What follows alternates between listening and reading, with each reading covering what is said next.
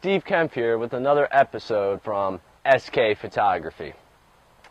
Are you scared to shoot weddings?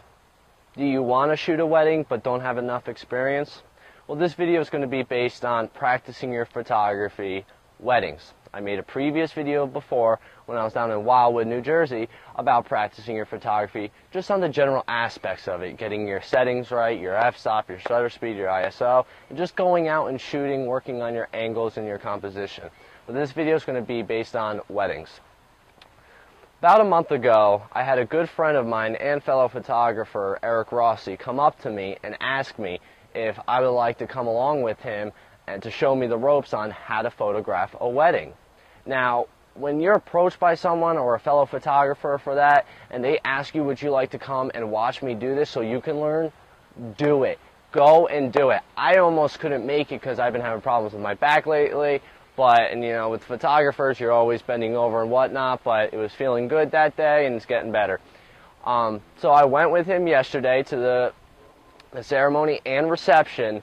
Let me just start out by saying, Eric, thank you very much, man. You really taught me a lot. You showed me some of the things I was doing wrong, and you also reviewed my pictures, some of my pictures, and pointed out the real good things that I got, and the emotion, the composition, so on and so forth. So Eric Rossi, thank you very, very much for allowing me to come and do that with you. I had a lot of fun, and you really did teach me a lot. But, okay, Steve, you're talking about he taught you a lot. Well, what did he teach you? Well, in one of his videos, he talked about chimping, which is simply take a picture. Oh, what did I get? Oh, look, it's the same thing I just looked at. Don't chimp at a wedding. I was doing it, but be in mind, I was not the main photographer. I was there to learn. He was there. He knew exactly what to do. He knew what shots to get, and he took care of that. And when he had time, he helped me out. So it was okay that I was chimping a little bit, but when I'm out there and I start doing weddings by myself, I better not chimp. Why? Because you look down for 2 seconds, you might miss the bride and groom kiss. Yeah, they're going to be kissing all night. They cling, cling, cling, cling. Yeah, but you know, there's just those shots where they're located, where they're standing, where the sun is located. Can really make a great picture. So you don't want to miss out on anything for the wedding. You know, it's their wedding. They want pictures of it. That's why they hired you, so that you can capture the moment, so they have awesome memories to look back on.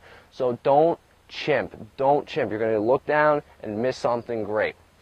Second of all, talk to them. Get a sense of them. See what they're looking for, and just get a sense of who these people are. You know, if they're really nice people, I found out that could take a lot of pressure off of you, and be like, oh, okay, they're really nice people. I don't have to get everything dead on. Like, oh, they want that picture perfectly. Mistakes happen, yes, but you want to make sure that you talk to the bride and groom, see, is there any special positions you want to be in and me capture it for you, or do you just want me to snap away and do what I do best? So talking to the clients, even before and during the wedding, is a great way to do it. Go up to them, see how they're doing, get a picture with them, have fun.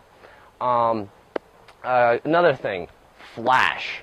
Bring your flash. Like many weddings, the ceremony can be outside, nice, bright, sunny day, which it was. The ceremony was outside.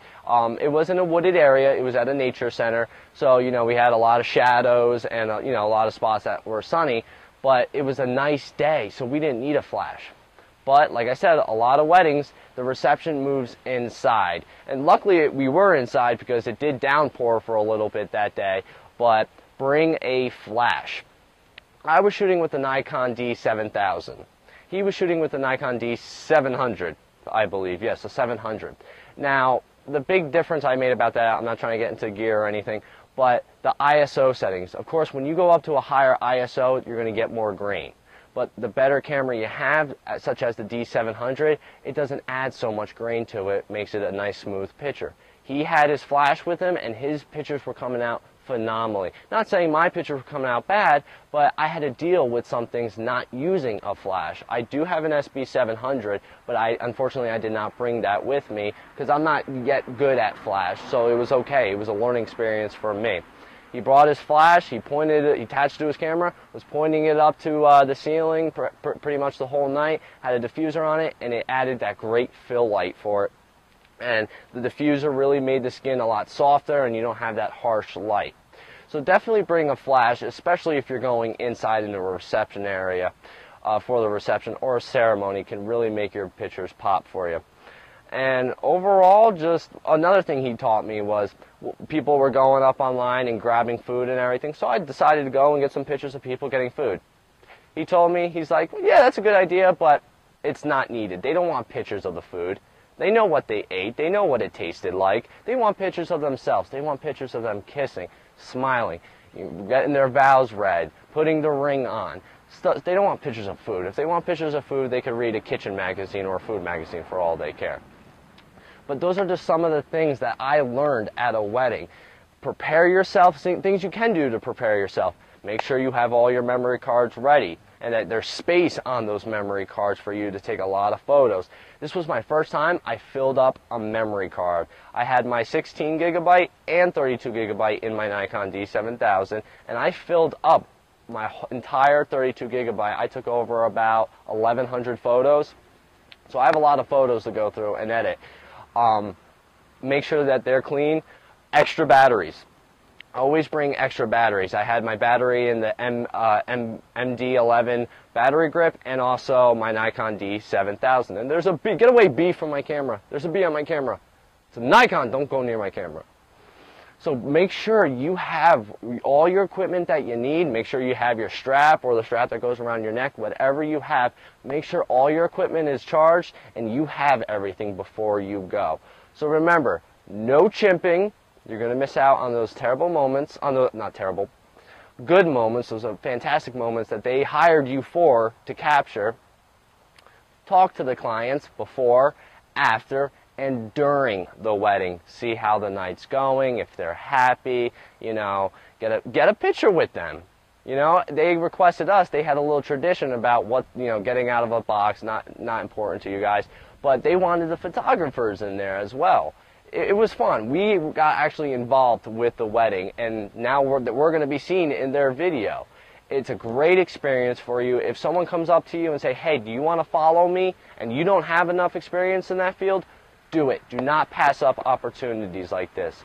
So Eric Rossi, once again, thank you very, very much for allowing me to come. I did learn so much, and just go out and have fun with your photography. I definitely learned a lot, and I feel a lot comfortable shooting weddings now. I might go and shadow him one more time if he ever goes to shoot a wedding, and maybe be a little bit more into it. Not saying I wasn't into it at all, but trying to really work on the aspects that I did wrong the other day with the wedding. So any questions or comments below, please subscribe. And just a little sneak peek for you. Every video I mess up. A little sneak peek. Here's a picture. Here's a picture right here for you that I took and edited. And I really love this photo. It's a picture of the bride. I did one in color, and this one that you're seeing is black and white. I think it works tremendously in a black and white. If you want to see the other pictures that I took, please go to my Facebook page, Steve K Photography. Facebook, like I said, if you want to look me up, Stephen Kempf on Facebook. And remember, please subscribe. Any questions, leave them down below. Bye.